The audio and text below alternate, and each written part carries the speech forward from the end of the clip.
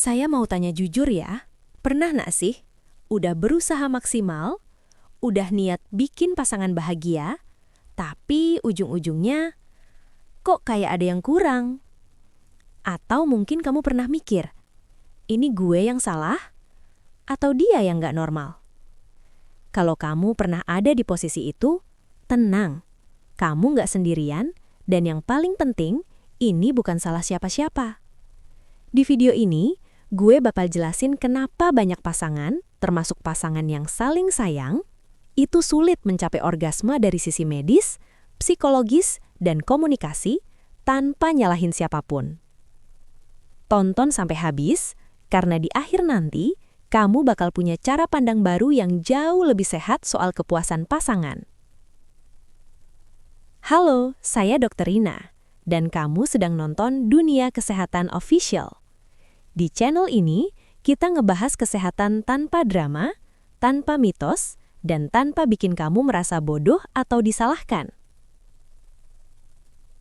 Oke, kita mulai dari fakta dulu. Secara ilmiah, orgasme, terutama pada wanita, bukan cuma urusan organ intim. Ini adalah kerjasama antara otak, sistem syaraf, hormon, emosi, dan rasa aman.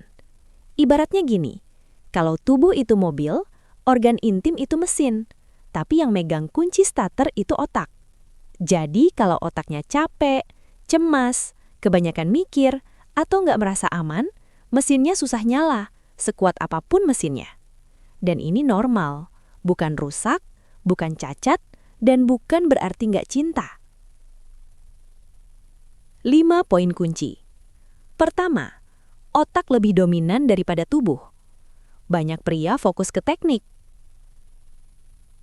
Padahal, menurut penelitian di Journal of Sexual Medicine, lebih dari 60% kesulitan orgasme pada wanita berhubungan dengan faktor psikologis, bukan fisik. Contoh kasus nyata, pasangan sah usia 30-an, hubungan baik, secara fisik sehat. Tapi sang istri kepikiran anak, kerjaan, badan capek, takut ngecewain suami. Akhirnya apa? Tubuhnya nggak sepenuhnya hadir, walaupun badannya ada di situ. Kedua, tekanan harus orgasme itu bikin gagal. Ini ironi terbesar. Semakin dikejar, semakin susah dicapai. Saat pasangan merasa, aduh kok belum juga, jangan lama-lama, nanti dia kecewa. Tubuh otomatis masuk mode fight or flight. Padahal orgasme itu butuh mode relaksasi total. Analoginya kayak mau tidur.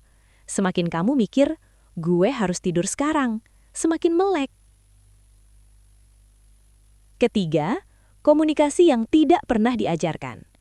Jujur aja ya, banyak pasangan gak pernah benar-benar ngobrol soal ini. Bukan karena gak mau, tapi karena malu, takut nyakitin, atau takut salah ngomong. Akhirnya dua-duanya nebak-nebak. Padahal komunikasi yang sehat itu bukan, kenapa kamu gak bisa sih? Tapi, apa yang bikin kamu lebih nyaman? Apa ada yang bikin kamu kepikiran? Ini bukan interogasi, ini kerja tim. Keempat, masalah fisik sering diremehkan. Sebagai dokter, saya juga harus jujur, ada faktor fisik yang sering nggak disadari, seperti perubahan hormon, efek samping obat, diabetes, tekanan darah, gangguan tiroid. Contoh kasus, seorang istri merasa mati rasa. Ternyata setelah dicek, gula darahnya tinggi dan sarafnya mulai terganggu. Bukan masalah hubungan, masalah medis. Dan ini bisa ditangani kalau nggak dipendam.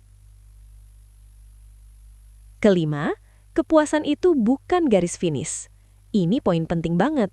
Kepuasan hubungan bukan cuma soal orgasme. Menurut riset Archives of Sexual Behavior, pasangan dengan kepuasan emosional tinggi tetap merasa hubungan mereka memuaskan meski orgasme tidak selalu terjadi setiap kali. Artinya, sentuhan, keintiman, rasa diterima, itu juga bagian dari kepuasan. Kalau fokusnya cuma hasil, kita sering kehilangan proses yang justru bikin hubungan kuat. Mitos versus fakta. Mitos, kalau pasangan gak orgasme berarti gue gagal. Fakta, tidak.